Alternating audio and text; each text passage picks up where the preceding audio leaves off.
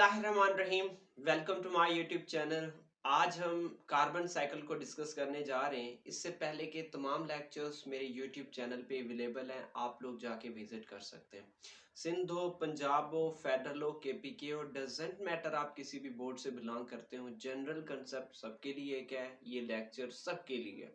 इस वजह से मुझे पूरे पाकिस्तान के जो 10th के स्टूडेंट्स हैं वो मुझे इधर चाहिए। ओके, और उसके अलावा भाई आपको एसएलओ बेस्ड क्वेश्चंस चाहिए या असाइनमेंट चाहिए तो उसके लिए भी आप कमेंट सेक्शन में कमेंट कर सकते हैं, फेसबुक पे फॉलो कर सकते हैं, इंस्टा पे भी फॉलो कर सकते हैं। ओके, तो मैं आप लोगों को प्रोवाइड कर दूंगा, अगर हो सकता है थोड़े से चार्जेस भी हो सकते हैं। ओके, नेक्स्ट ये चीज़ है।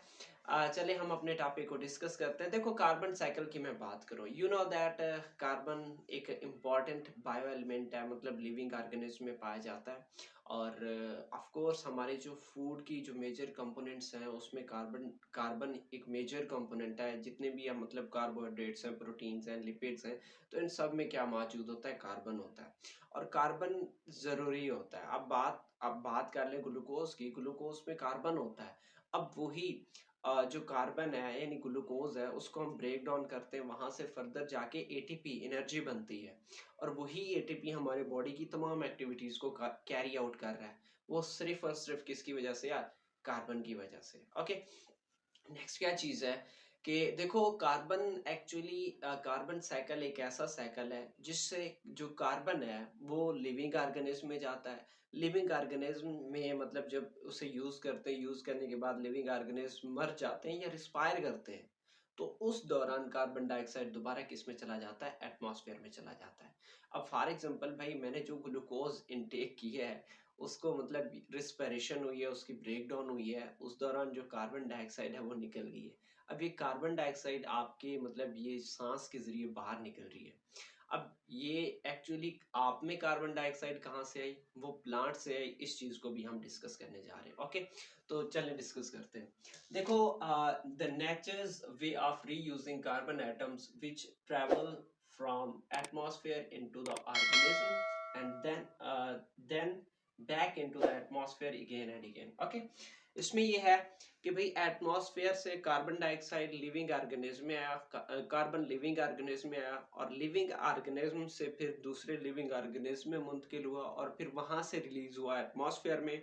और ये इसका बार बार चलना क्या कहलाता है, कार्बन साइकिल कहलाता है। ओके, अब नेक्स्ट क्या चीज है।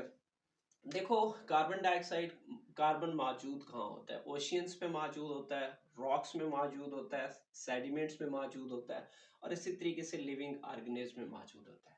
ठीक है, आपको पता है कार्बन डाइऑक्साइड, कार्बन जो है ना, दो नॉर्मल तो दो वे हैं, लेकिन थर्ड भी है इसका, एक डायमंड और दूसरा ग्रेफाइट। उसके अलावा नेचुरली अबंडेंट, ठीक है, नेचुरली जो प्रेजेंट होता है।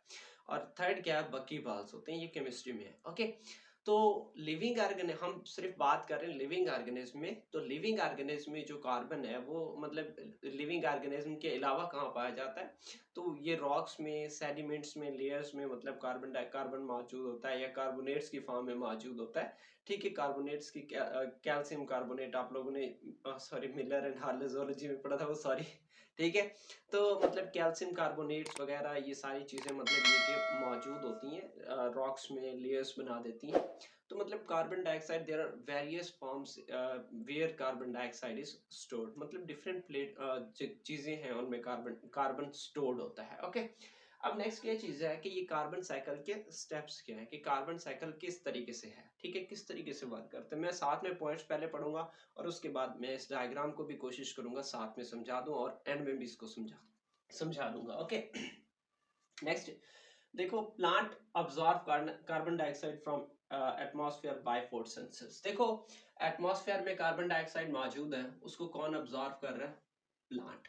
अब प्लांट क्यों अब्सॉर्ब कर रहा है, किसके लिए, फॉर फोटोसिंथेसिस। ओके, देखो आपको पता है फोटोसिंथेसिस के नतीजे में ग्लूकोज तैयार होता है, जिसकी बात मैंने पहले भी की है कि मैंने ग्लूकोज इनटेक किया तो उसको एटीपी में कन्वर्ट किया गया। तो देखो कि जो प्लांट ने कार्बन डाइऑक्साइड को ऑब्जॉर्व किया, फोटोसिंथेसिस के नतीजे में जो फूड बना है, फोटोसिंथेसिस के नतीजे में जो फूड बना है वो किसने इनटेक किया, एनिमल्स ने इनटेक किया। इस पॉइंट को हम आगे पढ़ेंगे। ओके, नेक्स्ट क्या चीज है, carbon moves from plant to animals, ठीक है, and animals and plant remove carbon dioxide by respiration. अब देखो उस प्लांट से कार्बन को किसने लिया, एनिमल्स ने, in the form of food. और वो फूड है, आपको पता है एनिमल्स क्या करते हैं, रिस्पिरेशन करते हैं। अब रिस्पिरेशन के दौरान ग्लूकोज की होती है ब्रेक डाउन। क्या, रिस्पिरेशन के दौरान ग्लूकोज की होती है ब्रेक डाउन। चलिए मैं यहाँ लिखता हूँ कि C6H12O6 ऑक्सीजन की मौजूदगी में इसकी ब्रेक डाउन होती है और क्या बनता है, कार्बन डाइऑक्साइड प्लस वाटर और साथ में एटीपी। ओके, तो भाई अब ये जो कार्बन डाइऑक्साइड है ये रिस्पिरेशन के दौरान क्या होता है, प्रोड्यूस होता है। ये जो रिएक्शन है ये फोटोसिंथेसिस के उलट है, ठीक है।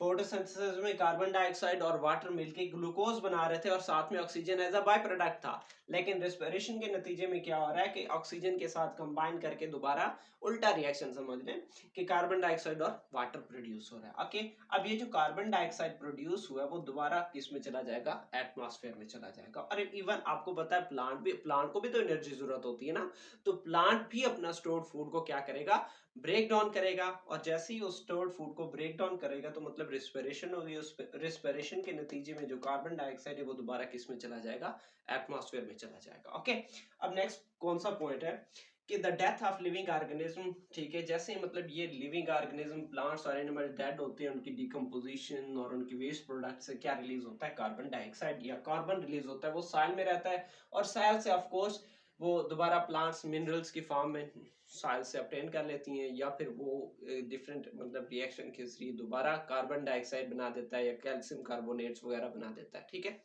ओके, वो बाद में वो भी एटमॉस्फेयर में चली जाती हैं किसी ना किसी पैसेज से। Okay, fossil fuels and burning produces carbon dioxide. अच्छा, ये जो फॉसल फ्यूल्स हैं, पेट्रोलियम्स ये सारे के सारे कार्बन के कंपाउंड्स हैं, हाइड्रोकार्बन्स हैं।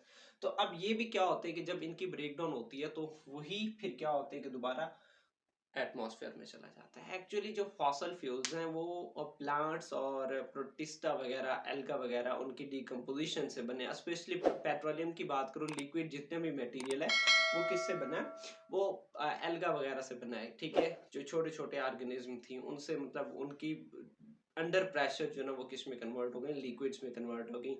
और प्लांट से ऑफ कोर्स ये जो कोल है वो बना है। ओके, नेक्स्ट क्या चीज है, 25% present in the sea water. देखो 25% कार्बन है, आपको पता है 0.04% कार्बन डाइऑक्साइड इन एटमॉस्फेयर है।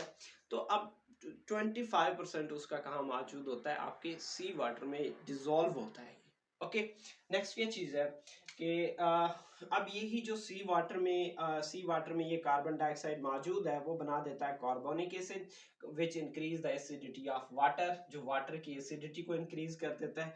और बाद में यही जो कार्बन डाइऑक्साइड है वो किस में कन्वर्ट हो जाता है, कैल्शियम कार्बोनेट्स डिपॉजिट में कन्वर्ट हो जाता है। और इस तरीके से सी के अंदर जो रॉक्स और लेयर्स बन जाती हैं कैल्शियम कार्बोनेट्स की। ओके, हमने इसमें क्या पढ़ा कि कार्बन डाइऑक्साइड एटमॉस्फेयर में मौजूद है और फोटोसिंथेसिस के जरिए मतलब प्लांट फोटोसिंथेसिस के जरिए उसे इनटेक करते हैं। फोटोसिंथेसिस के नतीजे में प्लांट क्या प्रिपेयर करते हैं, फूड प्रिपेयर करते हैं। अब उस फूड को कौन इनटेक करता है, एनिमल इनटेक करते हैं। अब एनिमल क्या करते हैं, रिस्पिरेशन ग्लूकोज की मौजूदगी में, सॉरी ऑक्सीजन की मौजूदगी में ग्लूकोज की ब्रेकडाउन होती है तो क्या प्रोड्यूस होता है, कार्बन डाइऑक्साइड। मतलब ये कि रिस्पिरेशन में क्या प्रोड्यूस हो रहा है, कार्बन डाइऑक्साइड। वो कार्बन डाइऑक्साइड कहाँ चला जाता है, एटमॉस्फेयर में चला जाता है, ठीक है। अब इसी तरीके से प्लांट्स भी रिस्पिरेशन करती हैं। तो जैसे प्लांट्स रिस्पिरेशन करते हैं तो उस दौरान भी of course carbon dioxide produce होता है तो वो भी किस में चला जाता है, एटमॉस्फेयर में चला जाता है। सेकंड चीज क्या है कि प्लांट या एनिमल्स मरते हैं तो उनकी डिकम्पोजिशन से कार्बन रिलीज होता है जो कि सॉइल में रहता है। बाद में वो कार्बन ऑक्सीजन के साथ या दूसरे मिनरल आयन के साथ कंबाइन होकर डिफरेंट गैसेस बना के वो भी किसी ना किसी तरीके से एटमॉस्फेयर में चला जाता है। ओके, नेक्स्ट क्या चीज है कि वेस्ट प्रोडक्ट भी ऑफ कोर्स उनमें कार्बन होता है तो उनकी डिकम्पोजिशन से दोबारा कार्बन डाइऑक्साइड बन जाती है। और फर्दर मैंने ये बात की है कि मैंने ये बात की है कि ऑटोमोबाइल्स या फैक्ट्रीज वो कार्बन डाइऑक्साइड, कार्बन मोनोऑक्साइड बनाती हैं तो वो भी किस में चला जाता है, एटमॉस्फेयर में चला जाता है। ओके, तो ये था हमारा छोटा सा टॉपिक कार्बन साइकिल। और इससे रिलेटेड कोई क्वेश्चन हो तो कमेंट सेक्शन में कमेंट करें। भाई कमेंट तो आप लोग करते ही नहीं हो, कमेंट लाजमी करना है वरना अपना वो झगड़ा हो जाएगा, ठीक है। तो इंशाल्लाह मिलता हूँ नेक्स्ट वीडियो में, तब तक इजाजत चाहता हूँ। ओके। अल्लाह हाफिज़।